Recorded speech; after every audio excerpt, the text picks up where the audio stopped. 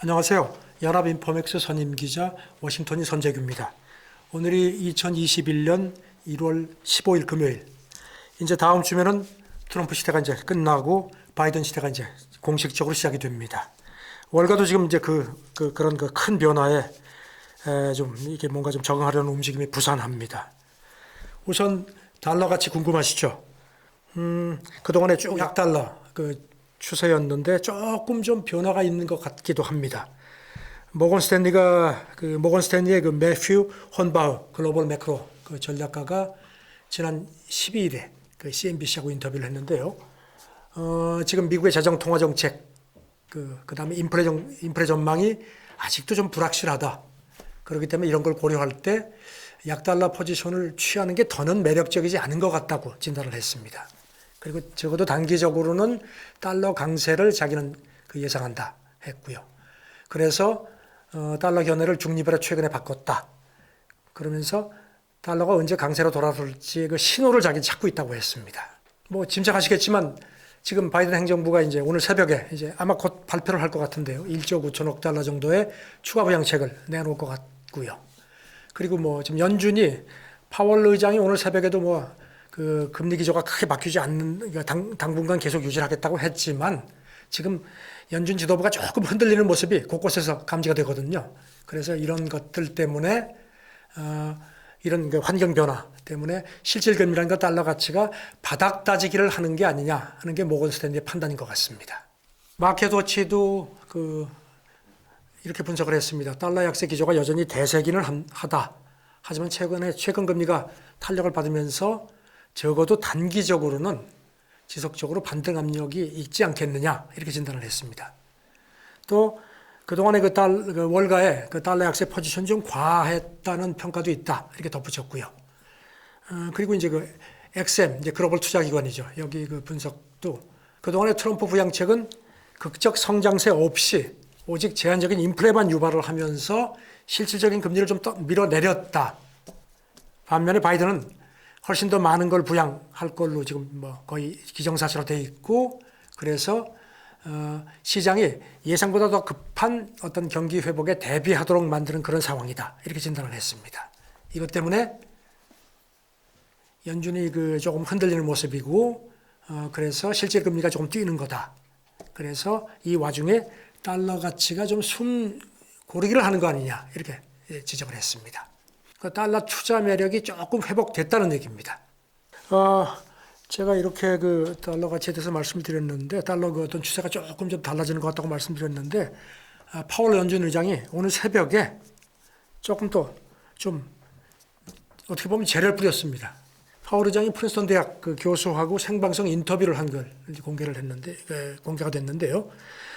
지금은 부양책을 원상복구할 시점이 아니라고 생각한다. 이렇게 못을 박았습니다. 그래 이 바람에 달러가 다시 약세로 그야말로 급반전이 됐습니다. 조금 더 소개를 해드릴게요.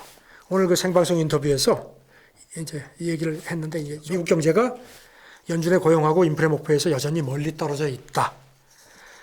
목표를 향한 일이 잘 되고 정말 완성될 때까지는 완화 기조를 바꿀 이유가 없다고 본다. 이렇게 얘기를 했고요. 그리고 나서 금리 인상이 가깝지 않다.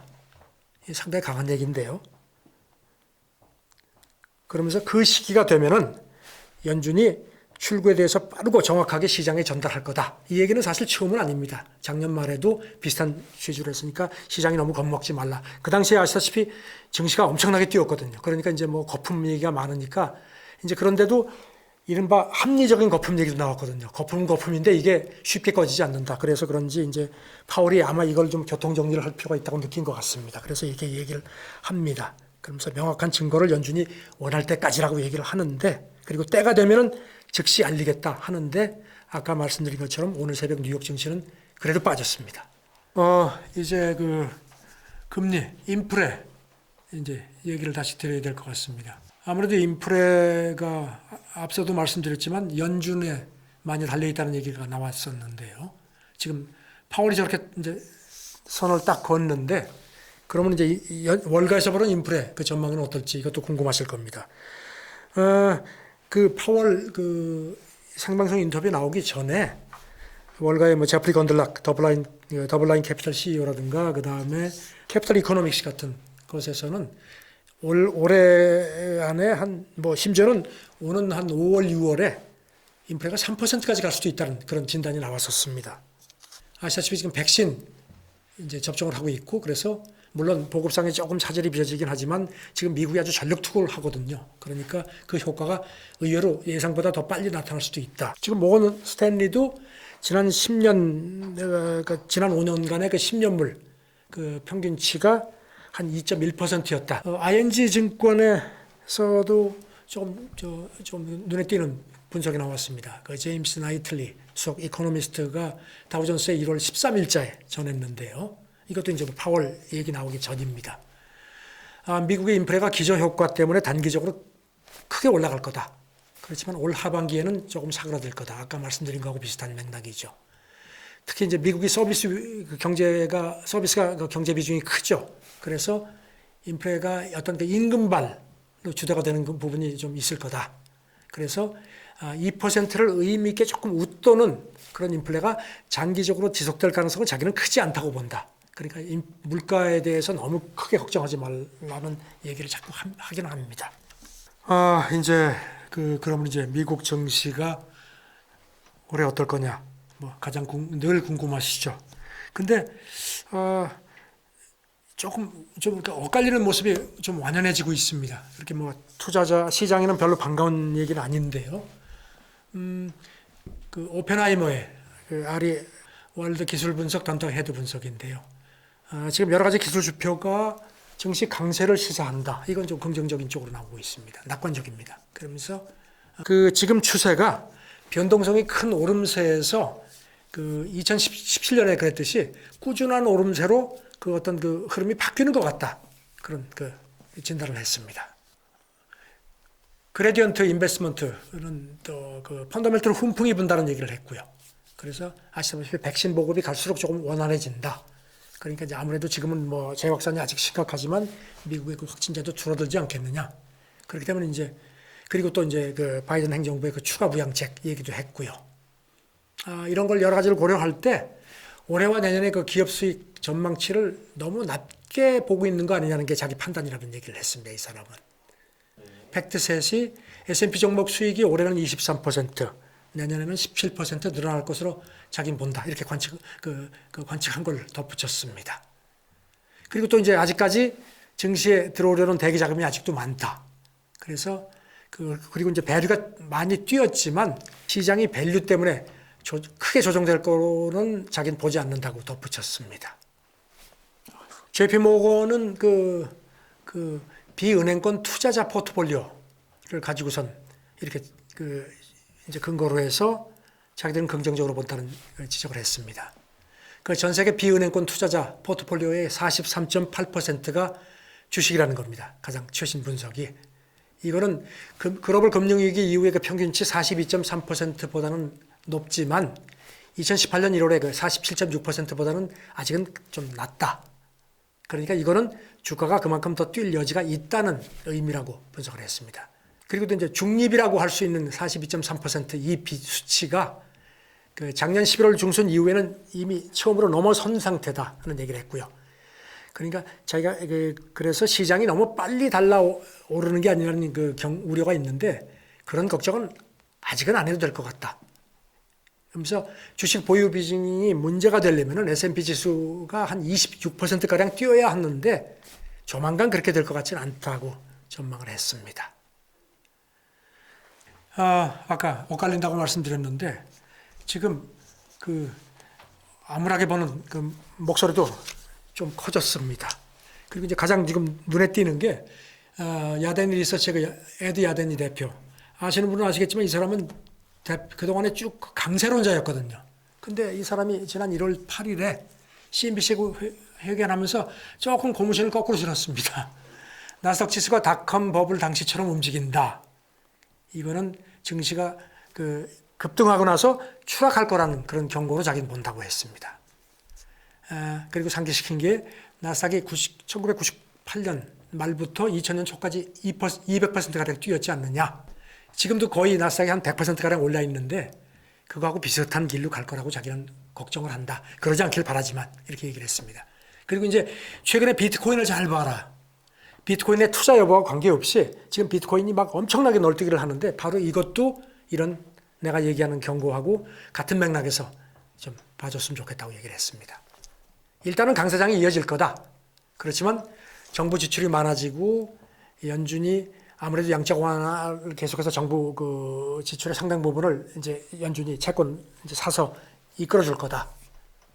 그런 얘기를 했고요. 그러면 아무래도 위험자산 선호는 뭐 계속 커질 수밖에 없고 그렇게 되면 이제 인플레 리스크도 커지고 이제 연준이 채권 금리 상승을 얼마나 용인할 거냐가 문제인데 이게 주가 조정의 큰 변수다. 이런 얘기를 했습니다. 알파 오메가 어드바이저즈의 피터 체체니 CEO도 비슷한 얘기를 했습니다. 지금 증시가 자기가 볼 때는 터무니없이 과대평가되어 있다. 그러면서 최근 강세장을 이용해서 증시 노출을 줄이는 게 좋겠다. 이런 권고를 했습니다. 그리고 이제 블루웨이브, 지금 아시다시피 백악관 상하원을 민주당이 장악을 했는데 이게 이런 그 구도하에서 증시의 가장 큰 리스크는 아시겠지만 이제 증세하고 잠재적인 장기 금리 상승이다. 이게 바이든이 추가 부양책을 내놔도 그 효과를 아마 압도할 거다는 게 그 사람 판단이고요. 그래서 소형주 매수 포지션을 끝낼 때가 됐다고 본다. 했습니다. 왜냐하면 채권금리 상승이 특히 기술주하고 소형주의 걸림돌이기 때문이라고 지적을 했고요. 또 지금 그 추가 부양이 되면 이제 또 엄청난 현금이 풀리면 그게 바로 상당 부분이 증시로 바로 들어올 거다. 그러니까 그리고 이제 지금은 모바일 앱 같은 걸 가지고선 개인 투자자들이 너무나 쉽게 투자를 할 수 있기 때문에 그거와 관련해서 문제는 투기적 종목으로 그 자금이 간다는 거다. 이것도 잊지 마라 하고 얘기를 했습니다. 투기 얘기를 말씀드렸는데 최근에 그 한 해프닝을 제가 소개를 해드릴게요. 아마 아시는 분은 아실 겁니다. 지난 1월 11일 CNBC 마켓워치가 이제 이거를 중점적으로 보도를 했습니다. 일론 머스크가 해프닝의 그 발원지죠. 이 사람이 지난 1월 7일에 트위터 팔로워들한테 시그널을 사용하라고 했습니다. 시그널. 근데 이제 이 엉뚱하게 텍사스에 있는 그 바이오 기업이 있는데 이름이 시그널 어드밴스. 근데 이 주가가 엄청나게 폭등을 했습니다. 그거를 갈아타라고 하는 건 줄 알고. 근데 이제 사실은 그 머스크가 얘기한 거는요. 트위터하고 페이스북이 지금 의사당 난임 사건 때문에 굉장히 이제 질타를 당하니까 그 암호화 앱, 암호 메시지를 쓰는 그 앱 시그널로 갈아타라고 얘기를 했던 겁니다. 이 정도로 지금 증시가 그냥 막 투기에 그냥 몰리고 있다는 거를 이제 잊지 말라는 얘기입니다. 시그널 어드밴스 그 주가가요. 그날 그 머스크 발언 나오고 나서 장중 727%까지 뛰었습니다. 물론 그 다음에는 좀 가라앉았는데 그리고 지난 11일 현재 11일에도요. 그렇게 이제 그게 이제 잘못됐다는 게 알려졌는데도 40% 계속 또 추가 급등을 했습니다. 지금 이 정도로 돈이 막 그냥 눈먼 돈이 막 몰리는 상황이라는 걸 기억을 하시기 바랍니다. 마무리 멘트를 드려야 되는데 제가 뭐 어설픈 전문가가 괜히 무슨 제 의견 되지도 않는 거 말씀드린 것보다는 가장 따끈따끈한 이런 아주 월가 큰 손들이 하는 얘기를 정리를 해드리는 게 좋을 것 같아요. 모건 스탠리의 그 마이클 윌슨 미국 주식 전략가가 1월 13일에 그 비즈니스 인사이더에 이제 분석을 했는데요. 현재 그 미국 주식이 세계에서 가장 비싼 것 중에 하나다 하면서 기술적으로 볼 때 몇 주간 하락할 것 같다고 얘기를 했습니다. 그리고 S&P 지수 종목의 92%가 200일 이동평균치를 상회하고 있어서 역사적으로 높은 수준이다. 그래서 미국 국채에 무슨 일이 일어난다고 해도 미국 증시 밸류가 더 뛸 여지는 자기는 없다고 본다고 얘기를 했습니다. 골드만삭스의 그 얀 해치우스 수석 이코노미스트도 조금 좀 제동을 걸었습니다. 1월 13일자 골드만삭스 전략 컨퍼런스에서 얘기를 했는데 시장 밸류가 멈춰질 수 있는 이유가 있다. 이렇게 얘기를 하면서 미국 증시가 곧 조정될 거라고 본다 했습니다. 하지만 주식을 포함한 위험자산하고 신용에는 여전히 우호적인 환경이 형성되고 있다.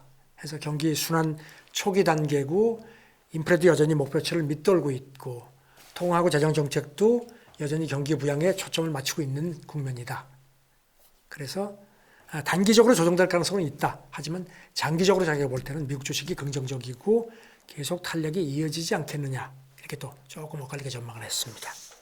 세계에서 제일 큰 자산 운용사 블랙록, 레리 핑크 CEO도 1월 14일에 이런 얘기를 했습니다. 증시가 추가 상승할 여지가 있다. 하지만 올해 랠리는 작년만큼은 아닐 거다. 이런 얘기를 했습니다. 그러면서 어쨌든지 경제가 조금씩 이제 백신 때문에 탄력을 받을 테니까 향후 탄력이 조금 뒷받침이 되지 않겠느냐. 이 사람도 조금 조심스럽게 긍정적으로 내다봤습니다. 이것도 조금 엇갈립니다. 참 잘 판단하시길 바랍니다. 감사합니다.